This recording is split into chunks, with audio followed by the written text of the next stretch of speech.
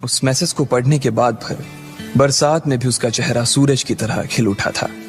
Lucky ने इस message को पढ़कर खत्म किया ही था कि उसके फोन पर बारिश की बूंदें जमा होने लगी थीं। लकी ने थोड़ी देर की खुशी मनाने के बाद याद किया कि वो सच में गरीब नहीं था। असल में उसके परिवार ने उसे एक परीक्षा में डाल रखा था जिसका नाम था गरीबी अभ्यास परीक्षा। इस परीक्षा के तहत लकी को अग्रवाल खानदान में उसके नाम की जमीन और जायदाद पर तभी हक मिलने वाला था जब वो इस परीक्षा को पास कर लेता। अचानक से उसे याद आया कि वो गरीब नहीं था बल्कि गरीब होने की परीक्षा दे रहा था। हालांकि परीक्षा देते देते उसे 8 बरस हो चुके थे, इसलिए उसे एहसास होने लगा था कि वो कभी परीक्षा को पास ही नहीं कर पाएगा और हमेशा हमेशा के लिए गरीब ही रह जाएगा। अच्छा हुआ चली गई, अब मिलना कभी। लकी ने होटल की तीसरी मंजिल की ओर देखा और पानी के अंदर ही अपना पैर पटक दिया। वो डिम्पल को कोस रहा था। उसने अपनी मोटरसाइकिल उठाई और फिर से चमन मेडिकल स्टोर जाने के लिए मुड़ में लगा। अगले दिन जब लकी की आंख खुली तो वो सीधा उठा और तैयार होकर शहर के सबसे बड़े बैंक न्यू सिटी बैंक पहुंच गया।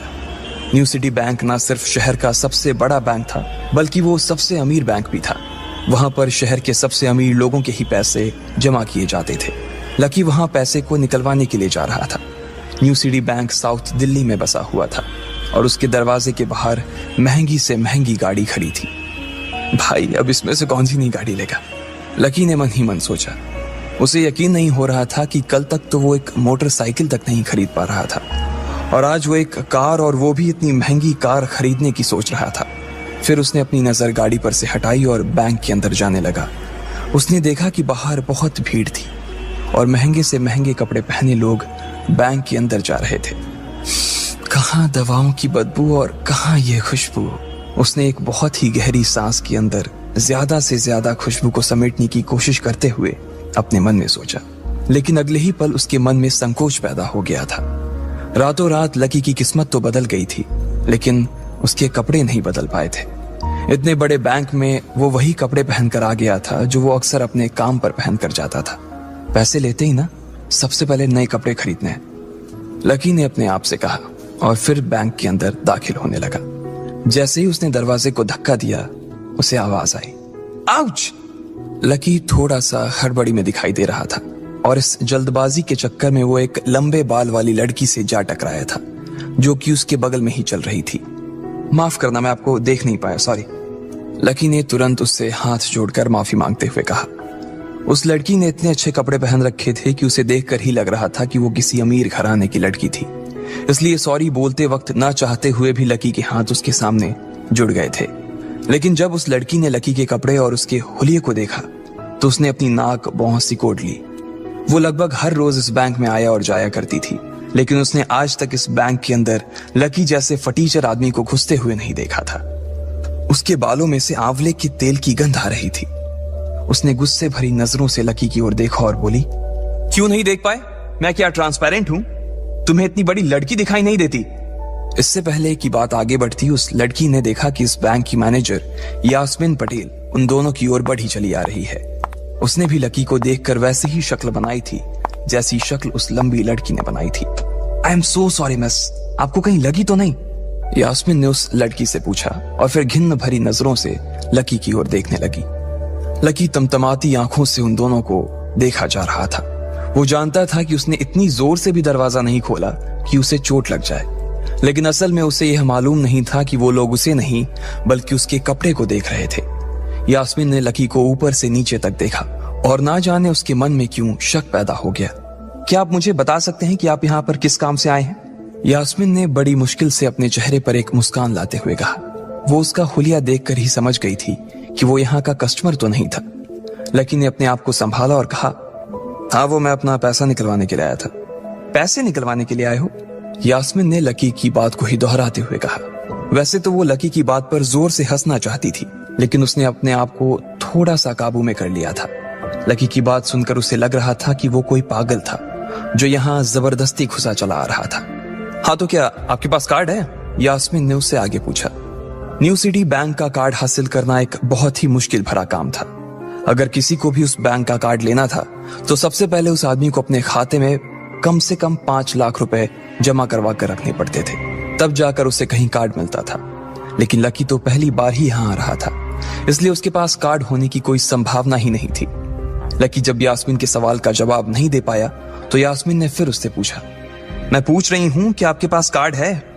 वो समझ गई थी कि लकी पागल ही था जो कहीं से भागकर सीधा उनके बैंक में आ गया था। कार्ड नहीं मेरे पास। लकी ने उसके सवाल का जवाब दिया और वो फिर इधर उधर देखने लगा। जैसे ही उस लंबे बालों वाली लड़की ने लकी का जवाब सुना तो वो खिलखिलाकर हंस पड़ी। यास्मीन को तो सिर्फ लग रहा था कि वो पागल है, लेकिन वो लड़की तो अपने मन में मान चुकी थी कि यह लड़का कोई पागल ही है जो कहीं झोपड़पट्टी से यहाँ आ गया है। इससे पहले कि आगे कोई कुछ कह पाता, उस लंबे बालों वाली लड़की के पिता वहां आ गए और बोले, चलो बेटी। उनके हाथों में कुछ कागजात थे। लकी ने देखा कि उन्होंने महंगा सा सूट पहन रखा था। उस लड़की ने यास्मीन के दोनों हाथों को पकड़ा और बोली, यास्मीन देखो, अगर इस तरह के सड़क छाप लोग तुम्हारे बैंक में ऐसे ही घुसते चले आए ना और बाकी कस्टमर्स को परेशान करने लगे तो तुम्हारे बैंक की इमेज और उसके शेयर्स दोनों को काफी नुकसान होगा। एक मैनेजर होने के नाते तुम्हें इन सब चीजों का ध्यान रखना चाहिए। मुझे उम्मीद है कि आगे मेरे साथ ऐसा कुछ नहीं होगा। उस लड़की ने कहा और अपने पिता के साथ बैंक के बाहर चली गई। अपना ध्यान रखना कोयल मैडम। मैनेजर ने उसकी गाड़ी तक छोड़ने के लिए आते हुए कहा। आज तो वो बाल बाल बच गई थी। कोयल और उसके पिता इस बैंक के सबसे पुराने और सबसे वफादार कस्टमर्स थे। अगर आज यास्मीन उन्हें नाराज कर देती और वो उसके बैंक से अपना खाता बंद करवा देते तो शायद यास्मीन की नौकरी तक जा सकती थी। और यह सब हो रहा था उस पागल लकी की वजह से। इसे जल्द से जल्द यहां से भगाना पड़ेगा, यास्मीन ने अपने आप से कहा और फिर बैंक के अंदर आने लगी। यास्मीन उसे अपने बैंक से बाहर निकालने के तरीके के बारे में सोच रही थी, मगर जैसे ही वो बैंक में दाखिल हुई उसने देखा कि लकी वहां था ही नहीं। अरे अब ये कहां चला गया? उसने अपने आप से पूछा। वो इधर उधर देखने लगी, लेकिन लकी वहां भी नहीं था। यास्मीन को अच्छे से पता था कि वो उसके सामने तो बाहर नहीं निकला था। इसका मतलब था कि वो बैंक के अंदर ही था, लेकिन यास्मीन उसे ढूंढ नहीं पा रही थी। कुछ देर तक बैंक के सारे कोनों को देख लेने के बाद यास्मीन को लगा कि शायद लकी यहाँ बहुत ही असहज महसूस कर रहा होगा, और जब वो कोयल को दरवाजे पर छोड़ने के लिए आई तब उसके पीछे पीछे वो भी निकल गया होगा। चलो जान बची, यास्मीन ने अपने आप से कहा और अपने केबिन में आकर बैठ गई। जैसे ही उसने आज के दिन की पहली फाइल उठाई थी उसे किसी एक की झलक दिखी। ये कोई और नहीं बल्कि लकी ही था। अरे ये कहां छिपा हुआ था? यास्मीन ने अपने आप से ही कहा और तुरंत फाइल को टेबल पर रखकर वो ऑफिस के बाहर आ गई। उसने देखा कि लकी बैंक के वीआईपी लॉन्ज के बाहर खड़ा था और उसके खंबे की आड़ की वजह से वो यास्मीन की नजर से बाहर हो गया था। अब यास्मीन को तो वो मिल गया था, लेकिन उसके लिए उससे भी बड़ी एक और मुसीबत खड़ी हो गई थी। लकी जिस कमरे के बाहर अभी खड़ा था उस कमरे के अंदर शहर के सभी रईस लोगों का उठना बैठना था। बैंक के सिलसिले में या फिर किसी दूसरे काम के सिलसिले में वो सभी लोग यहीं आकर बात किया करते थे। उस कमरे के अंदर जो लोग बैठे थे उन सबके करोड़ों रुपए इस बैंक के खाते में जमा थे। अब अगर ऐसे में लकी वहां घुस जाता तो सब लोग मिलकर यास्मीन की गर्दन पर चढ़ जाते। रुको, जहां हो वहीं खड़े रहो, यास्मीन जोर से और साथ ही गुस्से से चिल्लाई। बाकी के लोग जो वहां खड़े थे वो यास्मीन की ये चीख सुनकर डर गए थे।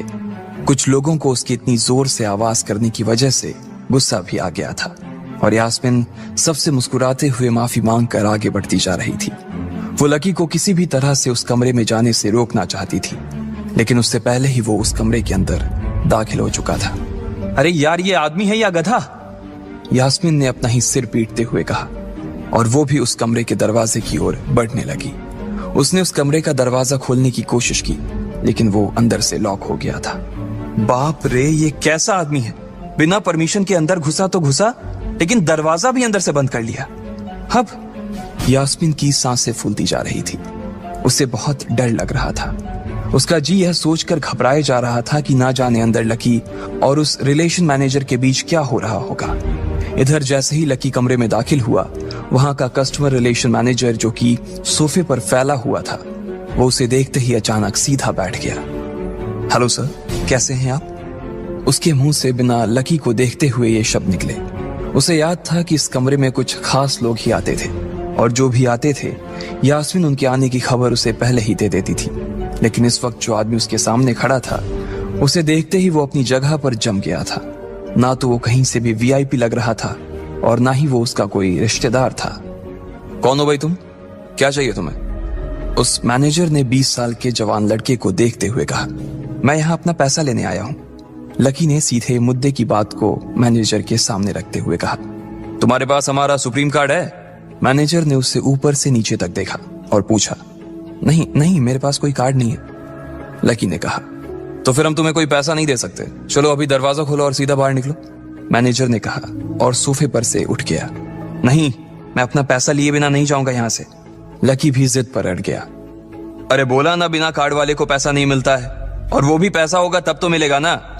मैनेजर ने उसके करीब आते हुए कहा, अरे पैसा है तभी तो निकालने आया हूं सर। लकी ने कहा, देख फालतू की बहस मत कर सुबह सुबह, वरना मैं सिक्योरिटी को बुला लूंगा तो वो लोग मार मार कर बाहर निकालेंगे तुझे। लकी यह सुनकर घबरा गया था। मैनेजर के चेहरे का गुस्सा उसे साफ नजर आ रहा था, लेकिन ऐसा भी नहीं था कि वो झूठ बोल रहा था। भले ही उसके पास कार्ड नहीं था, लेकिन इसका मतलब ये नहीं था कि वो अग्रवाल खानदान का लड़का नहीं था। जैसे जैसे मैनेजर उसकी ओर बढ़ता चला जा रहा था, लकी का डर भी बढ़ता जा रहा था। मैनेजर को लग रहा था कि वो कोई संकी था और वो उसे धक्का मारकर बाहर निकालने के लिए आगे बढ़ ही रहा था कि अचानक घबराए हुए लकी के दिमाग में एक आइडिया आया। फिंगरप्रिंट! उसने अपना अंगूठा कमरे में मौजूद उस मैनेजर के सामने उठाते हुए कहा। फिंगरप्रिंट? कौन सा फिंगरप्रिंट? मैनेजर ने चौंकते हुए पूछा। अरे अरे, आपने कहा ना कि आपको कार्ड चाहिए, पर मेरे पास कार्ड नहीं है, फिंगरप्रिंट है, और मुझे मालूम है कि आपके यहाँ फिंगरप्रिंट से भी पैसे निकलते हैं। यह कहते ही लकी ने एक राहत की सांस ली थी, लेकिन मैनेजर को यह समझ नहीं आ रहा था कि आखिर लकी को फिंगरप्रिंट की जानकारी मिली कैसे। तुम फिंगरप्रिंट यूज करना चाहते हो? मैनेजर ने लकी को घूरते हुए पूछा। लकी की शक्ल और उसका हुलिया मैनेजर के लिए उसकी बातों से मेल नहीं खा रहा था। हाँ, मैं फिंगरप्रिंट यूज करना चाहता हूं सर, लकी ने सीना चौड़ा करते हुए कहा। उसे इस तरह देख तो मैनेजर और भी कंफ्यूज हो गया था। मैनेजर ने सोचा कि उसे एक चांस देना चाहिए, इसलिए उसने लकी को फिंगरप्रिंट इस्तेमाल करने की इजाजत दे दी थी। वो अपनी टेबल के पास गया और उसके दराज में फिंगरप्रिंट वाली मशीन ढूंढने लगा। 2-3 ड्रॉर में झांकने के बाद आखिरकार उसे वो मशीन मिल गई थी। चुपचाप यहां पर अपना अंगूठा लगाओ, मैनेजर ने मशीन को आगे बढ़ाते हुए लकी से कहा। लकी ने अपनी फटी हुई पैंट के पिछले हिस्से में अपना अंगूठा पोंछा और फिर उस मशीन पर लगा दिया। 2 सेकंड बाद मशीन में से एक आवाज आने लगी। उसके अंदर एक लाल बत्ती चल रही थी और वो जोर जोर से बीप कर रही थी। देखा, तुम्हारा फिंगरप्रिंट मैच नहीं कर रहा है। मैंने पहले ही बोला था कि कोई खाता नहीं है इस बैंक में तुम्हारा। मैनेजर ने लकी को ऐसे देखा जैसे वो कोई बड़ा अपराधी था। मैनेजर उसकी पैंट की ओर देखने लगा। उसे लग रहा था कि लकी ने अपनी जेब में कोई हथियार छुपा रखा था और वो मैनेजर को बेवकूफ बना रहा था। इससे पहले कि लकी अपनी जेब से कोई बंदूक या बम निकालता, मैनेजर ने अपना फोन निकाला और पुलिस का नंबर लगाने लगा। लकी ने उसकी स्क्रीन पर देख लिया था कि वो 100 नंबर पर फोन लगा रहा था। लकी बुरी तरह से घबरा गया था। वो बहुत ही उत्साह और जोश में अंदर तक तो चला गया था, लेकिन उसे मालूम नहीं था कि वो इतनी बड़ी मुसीबत में फंसने वाला है। अब आगे क्या होने वाला था? क्या लकी उसे पुलिस को बुलाने से रोक पाता? कहीं उसे कोई फेक मैसेज तो नहीं आया था? लकी कैसे इन मुसीबत से बाहर निकलेगा? आपको क्या लगता है, क्या होंगे इन सभी सवालों के जवाब? कमेंट बॉक्स में कमेंट करके जरूर